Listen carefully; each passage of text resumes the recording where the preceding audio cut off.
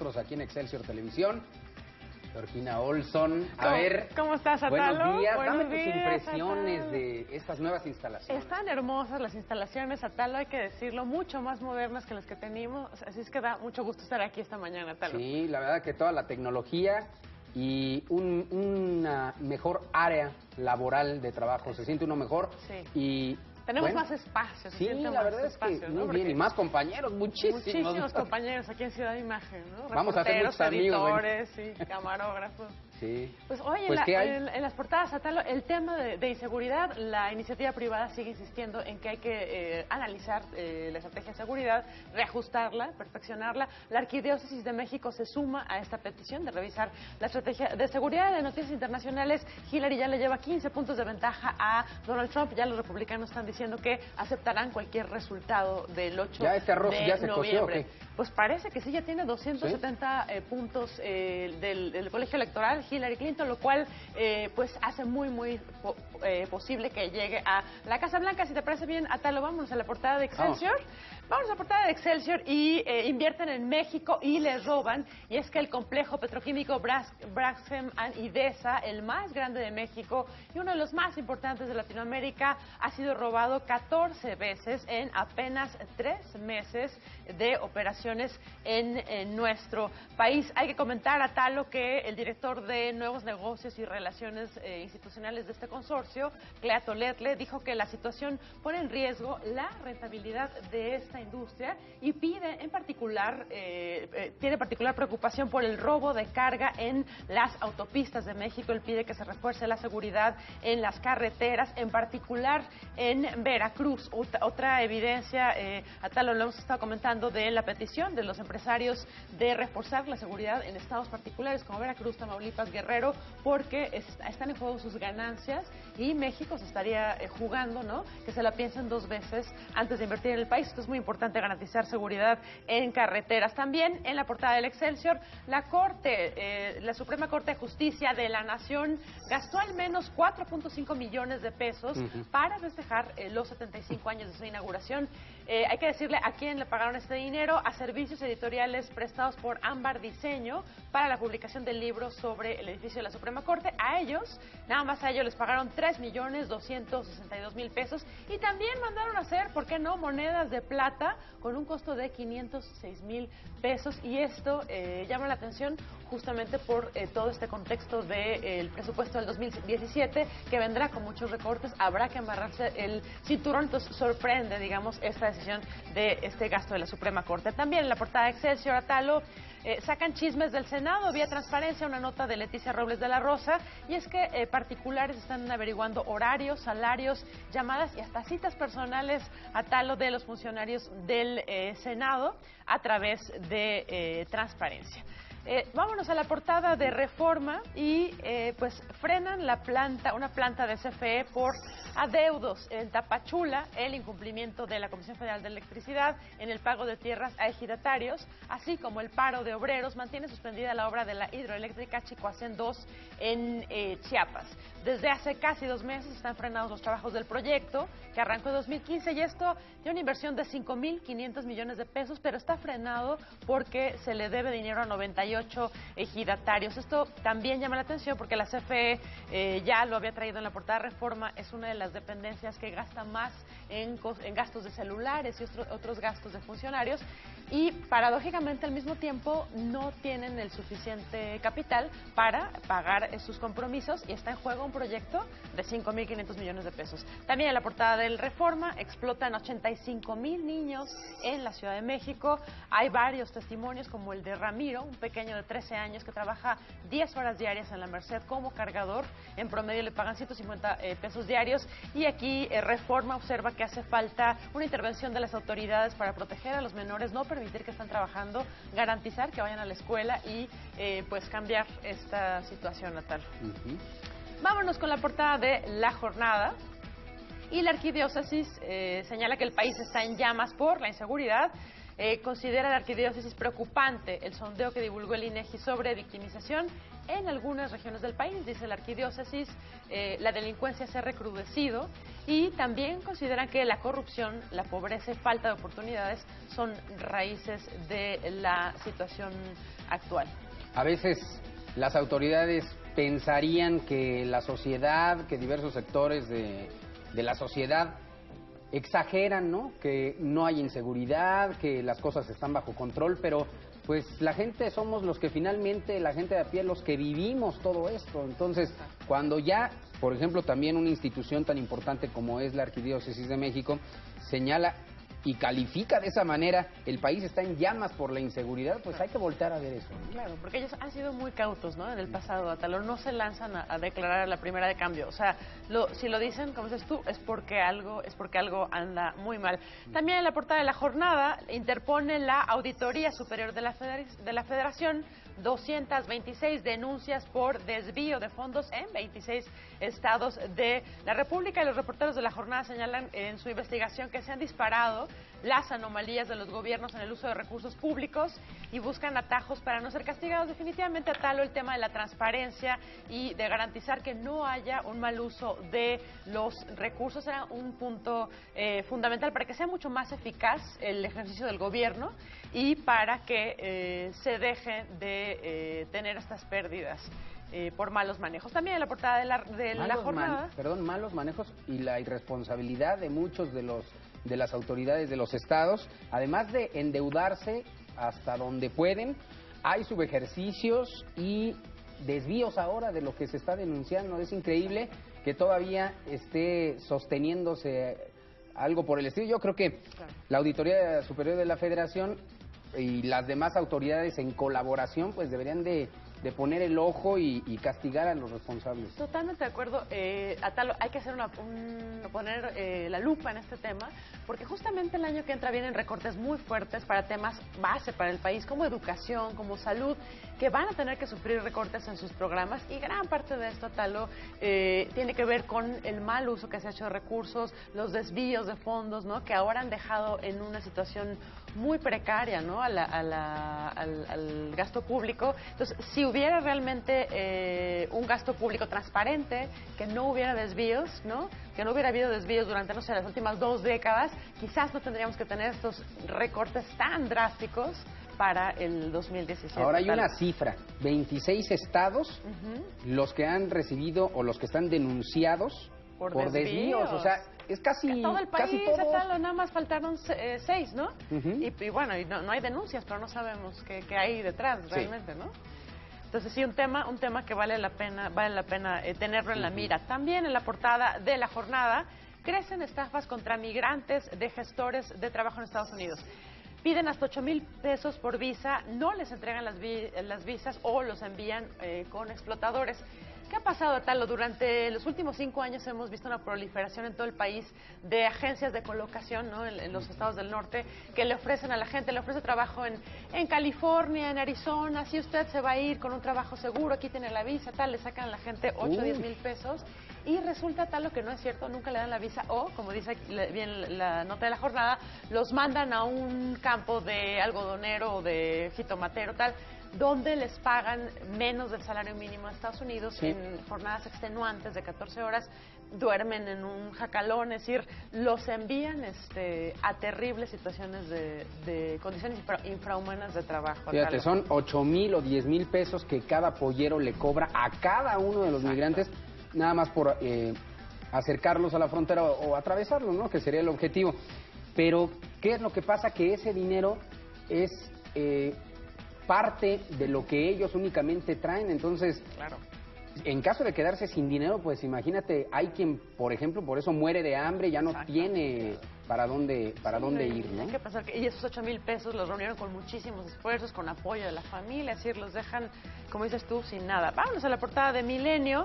y le piden a Padres dar la cara y los panistas niegan que lo estén solapando. Y es que los priistas pretenden crear una cortina de humo para encubrir a Ochoa y a Duarte, así lo dice Ricardo Anaya, presidente del PAN.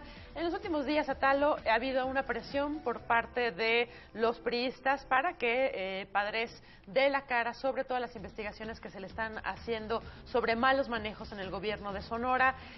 Tiene alrededor de 30 amparos, Atalo, Padres, por lo cual no ha pisado la cárcel, ¿no? Pero está habiendo una exigencia, no solo por parte del PRI, sino de diferentes sectores de la sociedad, de que, bueno, ya se presente ante las autoridades y que realmente se le investigue y, como comentamos la semana pasada, se ponga un precedente, se siente un precedente y realmente los gobernadores que hayan hecho un mal manejo de recursos, pues paguen ante la justicia. De ahí pasamos directamente a la portada de La Razón. Zavala, Margarita Zavala, le da a Anaya por destapado para el 2018. Bienvenido a la panista, aplaude que el dirigente de su partido sea claro en sus aspiraciones. Y es que Anaya nada más en una entrevista se le deslizó decir, sí querría ser presidente algún día, por el momento no, pero sí querría ser. Digamos que de ahí se pescó Margarita Zavala para decir, a ver ya, es un hecho, Anaya se destapó, bienvenido a la contienda y vamos para el 2018. Es que Margarita Zavala ya quiere round, round. Ella, claro, ya desde hace semanas, ¿no?, que está pidiendo ya, ¿no?, que se suban a la carrera y que se definan y vamos, ¿no? Vamos a la portada de 24 horas y un tema interesante, Atalo, en la tablita 14 pueblos mágicos por rezagos. A fines de este mes, la dependencia definirá si retira a estos municipios recursos del programa de pueblos mágicos. Para 2017 se propone un recorte del 64% al presupuesto de la estrategia. Intentaron desde el sexenio de Calderón darle un impulso al turismo en varios pueblos mágicos del país. Y están ahorita analizando si siguen o no con este programa, tal justamente en este contexto de recortes, ¿no? Y evaluando dónde necesitas más el dinero, ¿no? Si por ejemplo, en el campo, que tiene recortes importantes, en la salud, en la educación o en pueblos mágicos. Y bueno, pues desde mi perspectiva creo que sí les va a tocar un recorte porque hay temas mucho más urgentes, ¿no? Como la política alimentaria, porque se ha dicho mucho que el agro sería uno de los más golpeados por este recorte del 2017. Vámonos con el Financiero, y en la portada del Financiero pasaría la ley de ingresos sin ningún cambio. La ley de ingresos y la miscelánea fiscal 2017 serían aprobadas sin cambios esta semana. Hoy la Comisión de Hacienda de Diputados, en sesión permanente, votará los dictámenes de las leyes del IVA, IEPS y el Código Fiscal, así como la ley de ingresos sobre hidrocarburos. Gaby, primero que nada, hablemos un poco de la elección en Estados Unidos. Sí. Ya varios encuestadores, incluso republicanos, le están dando el virtual triunfo a Hillary. Dicen que tiene asegurados 270 votos del colegio electoral.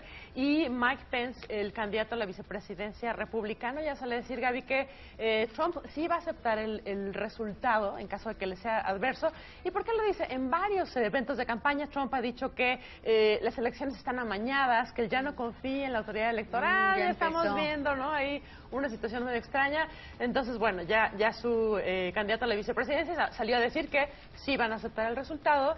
Hay que decirlo, en Estados Unidos no es por voto directo que se elige, sino por un colegio electoral integrado por 538 miembros. Cada estado de la Unión Americana tiene un número determinado de miembros del colegio electoral que emiten su voto, ¿no? Es curioso. Y cuando tú vas a votar, tú votas para que tu colegio electoral vote y a su vez elige el presidente. O sea, en Estados Unidos, como bien lo apuntas, no se elige al presidente por voto directo como lo hacemos en nuestro país. Hay 21 meses de campaña y después de esos 21 meses de campaña lo que resulta es que estos 532 miembros de la asamblea que constituyen los colegios electorales son los que eligen al presidente. Los que eligen al presidente. Generalmente, Gaby, estos miembros del colegio electoral emiten el voto en el mismo sentido. Por ejemplo, si es el distrito de Florida y en ese distrito particular ganó Hillary, por ejemplo, se espera que el miembro del colegio electoral vote por Hillary, pero tienen ese margen de maniobra y al final pueden decidir no votar por la otra persona.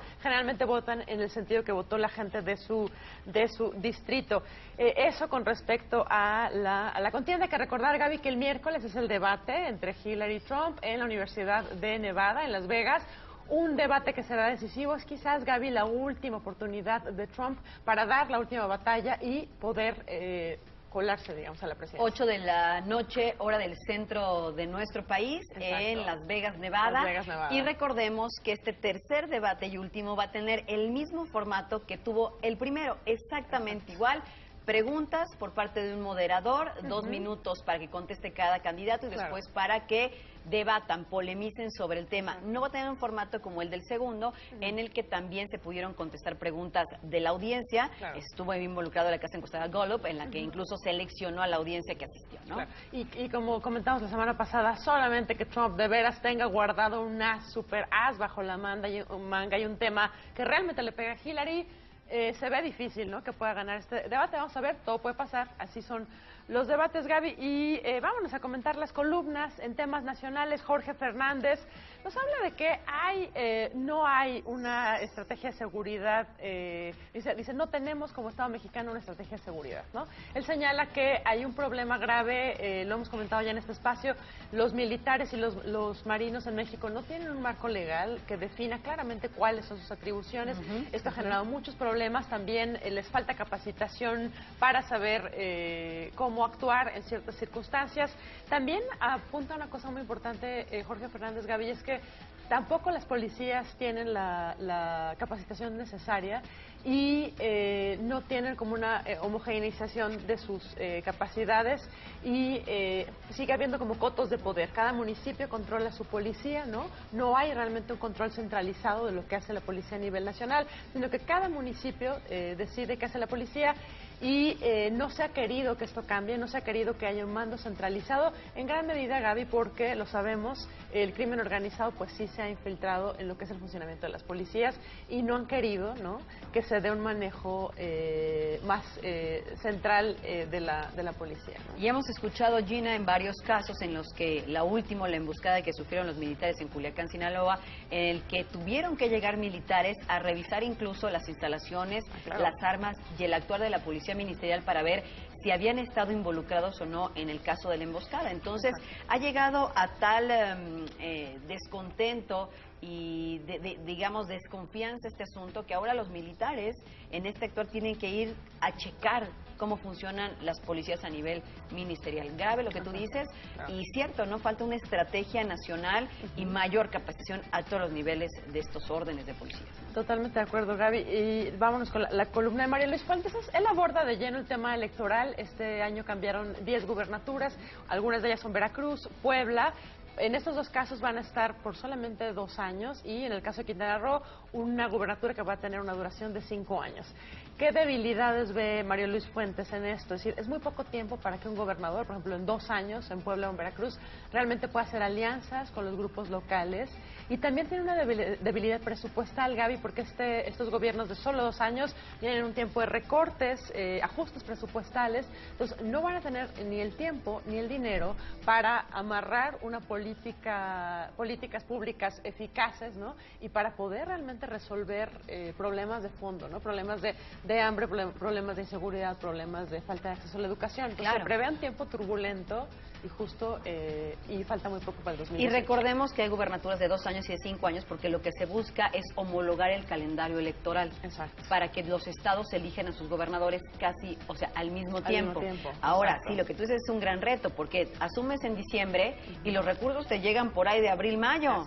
Entonces llevas un desfase ahí de 4 o 5 meses para empezar a actuar en el nuevo gobierno, que a ver, 2 meses a ver si realmente Veracruz, que es un caso bien complicado, pueden actuar, ¿no? Y recordar en este mismo contexto, Gaby, que Yunes ya dio gritos de ayuda al gobierno federal pidiendo ayúdenme porque tiene una situación financiera muy compleja, ¿no? Duarte les deja en bancarrota al Estado, se le debe dinero a diferentes sectores, a maestros, a médicos, hay una situación preocupante de violencia. Entonces, sí, varios analistas coinciden en que Veracruz requiere una intervención del gobierno federal para que haya gobernabilidad y para garantizar la seguridad de la gente, ¿no? Totalmente. Vámonos con la columna de Pascal Beltrán, una columna interesante, retoma el tema indígena, y es que ya el EZLN salió a decir, para sorpresa de muchos, que podrían lanzar en los próximos días a una candidata indígena independiente a la presidencia del país. Esto tiene 2 vertientes, Gaby. Una, que el EZLN desde que se fundó dijeron que ellos jamás iban a contender, de hecho llamaban a la gente a no votar porque no creían en el sistema de partidos, consideraban que estaba corrompida la autoridad electoral. un cambio de discurso radical, deciden contender, y nos recuerda también que tenemos un México indígena importante, son 7.4 millones de personas, Gaby, a veces como que se nos olvida, pero son una parte importante de la población cuyas necesidades no han sido resueltas. Basta con darse una vuelta por Chiapas, por la selva lacandona, ver en qué condiciones viven en las zonas del norte, en Chihuahua. Es decir, hay una parte de la población, que es, en particular los indígenas, cuyos derechos no están siendo escuchados, ¿no? Cuya condición de vida es muy precaria, y han tomado esta decisión de lanzarse ellos con una candidata. A mí lo que aquí me rebota un poquito es, me parece bien un candidato independiente, que es un país democrático, libre, ¿no? A una candidata indígena independiente rumbo a 2018, pero muchos de estos pueblos en los que está el EZLN y comunidades aledañas, acuérdate que se rigen por usos y costumbres. Ha habido escándalos de lugares en los que no se pueden instalar las casillas de votación porque ahí no quieren elegir por la vía de la constitucional absolutamente a nadie, sino por los usos y costumbres. Entonces, ¿cómo pueden convivir estos dos Méxicos? Va a ser un gran reto si lanzas una candidata así. Claro, no es nada sencillo, pero va a ser interesante ver qué tanto apoyo tiene. Totalmente. Hay quien dice que le pegaría más al PRI y al Verde esa candidatura, justo por estas zonas, bueno, no solo Chiapas, Tabasco, parte de Quintana Roo, que tiene población maya que podría, ¿no? Y otras etnias que podrían votar por ella. Vamos a ver qué pasa realmente. Totalmente. ¿No? Y vámonos con la última columna de hoy. Cecilia Soto habla de la Constitución de la Ciudad de México, y hay algunos que están catalogando la iniciativa de Constitución de Mancera como socialista. Dice ella, no es socialista, simplemente lo que busca es garantizarle los derechos a los ciudadanos. Ya está en la Constitución varios derechos, los derechos humanos, el derecho a la educación y tal, pero lo que busca la Constitución de la Ciudad de México, de acuerdo a Cecilia Soto, es garantizarle a la gente que realmente va a tener esos derechos. Un tema que ha despertado temores es el artículo 21 del proyecto para la Ciudad de México, que dice, esta Constitución reconoce la función social del suelo y la propiedad. Esto a las inmobiliarias les da un poco de calambre, dicen, a ver, cómo que la función social del suelo, ¿no? Y lo que plantea Cecilia Soto es que se están pensando en una planeación a 20 años de la Ciudad de México, dándole preeminencia a la necesidad de garantizar vivienda a los grupos más desprotegidos y tener un desarrollo urbano equilibrado, y que no reducir los niveles de contaminación, garantizar las necesidades de todos, y no tener a veces un poco el caos en el que hemos caído, Gaby, a veces por falta de planeación urbana, ¿no? Totalmente de acuerdo, sí. Y bueno, lo que está planteando la Constitución es que primero es el interés colectivo, ¿no? Garantizar buenos vías de transporte, suficiente vivienda para todos, y quedan, digamos, en segundo plano los intereses de las inmobiliarias, ¿no? Es lo que están planteando la Constitución. Se va a discutir las próximas semanas, justo hay una comisión de desarrollo urbano, y justo estaremos siguiendo de cerca qué pasa en esa comisión. Perfecto. Vámonos con los frentes políticos, y justamente retoman el tema de seguridad en los frentes políticos. Tenemos preocupación por los números de violencia en México, y es que Angélica de la Peña, presidenta de la Comisión de Derechos Humanos del Senado, aseguró que suman 65,000 los homicidios dolosos en los últimos 3 años, y tan solo en 12 meses se registraron 33 millones de delitos, Gaby, cometidos en todo el país. Ella habla en el Congreso y dice que el gobierno federal está obligado, Gaby, a considerar la propuesta de los empresarios de revisar la estrategia de seguridad, que es una obligación. Es decir, hay inseguridad en carreteras, en diferentes puntos del país. Ya los empresarios están saliendo a decir que les está costando muy, muy caro, y que 9 de cada 10 empresas, de acuerdo a la Coparmex, 9 de cada 10 negocios han sido víctimas de asaltos o algún tipo de delito. ¡Qué índice! Claro. Y entonces, pues, ella plantea que el gobierno federal tiene que forzosamente revisar la estrategia de seguridad. Es que si no hay clima en el país para hacer negocios, está complicado, ¿no? Vámonos, Gaby, a las caricaturas, y tenemos a Hernández de la Jornada, muy inspirado en Hillary Trump, que son todos unos payasos, ¿no? Uno trae como un mazo y una pica, y están dándose con todo, Gaby. Y así se van a dar en el tercer debate, que se decía, se comentaba y se rumoraba que a lo mejor Hillary no se quería presentar. Exacto. Pero, bueno, yo creo que sí. Claro que sí. Buenísima, Gina. Desperdicie la oportunidad. Vámonos con Horacio de Milenio. Y dice, bueno, hay plumajes que cruzan el pantano y no se manchan, y yo soy uno de esos, dicen los partidos políticos. ¿Ustedes les creen a los partidos políticos? Salen limpiecitos, por eso quieren aparentar. ¿Eso quieren aparentar? Y por último, Rictus de Reforma, que nos muestra a un Duarte y a un Padres que salen corriendo, Gaby, pero llevan, eso sí, un botín millonario, y bueno, plantean. Oye, pero parece que ni les escapar de la pesa, justicia. porque Pues condición para eso sí tienen, mira. Muy buena condición, ¿eh? Y están tratando de evadir la justicia, esperemos que no lo logren. Esperemos que no lo logren. Gina, te agradecemos muchísimo, gracias por estrenar este estudio, que también es tuyo con nosotros. Y bueno, nos vemos mañana como siempre con Duro y a las Cabezas. Con muchísimo gusto, Gaby, muchas gracias. Muchas gracias a Gina Olson. Vamos a hacer una pausa. No se despeguen, están en Excelsior Televisión. Regresamos. Te invitamos a seguir cuestionando la información con los siguientes videos.